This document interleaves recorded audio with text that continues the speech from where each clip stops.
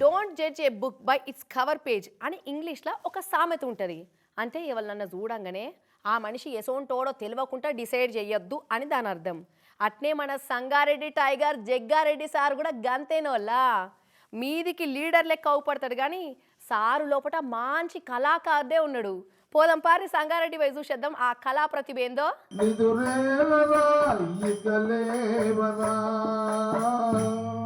Jaggareddy sir వాడుతుంది మేల్కొలుపు పాటే గాని ఇంటుంటే హాయిగా నిద్రొస్తున్నట్టే కాబట్టే.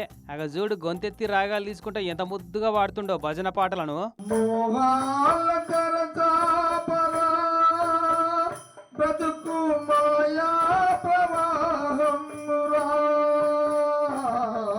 అరే వా, సార్ లోపట ఈ షేడు కూడా ఉందా అనిపిస్తుందిలే. మనసు నిమ్మలంగా ఉండాలని ఇట్లా రామనామ స్మరణ చేసుకుంటా భజన పాటలు వాడుతుంటాడట. సంగారెడ్డిలో ఉన్న రాములవారి గుళ్ళే ఏదో అట్లా మీద మీద వాడిపోడు కాదు. సారు భక్తిలో లీనమై వాడే భజన పాటలు వింటుంటే వచ్చిన భక్తులంతా తన్మయత్వంలో మునిగి భక్తి పారవశ్యానికి లోనైతారట.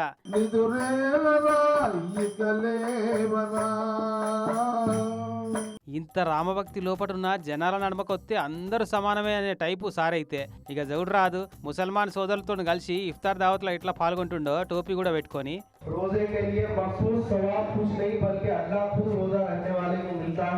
మొత్తానికి జగ్గారెడ్డి సార్ లోపల చాలా మంది తెలియని షేడ్స్ చానే ఉన్నాయన్నట్టు.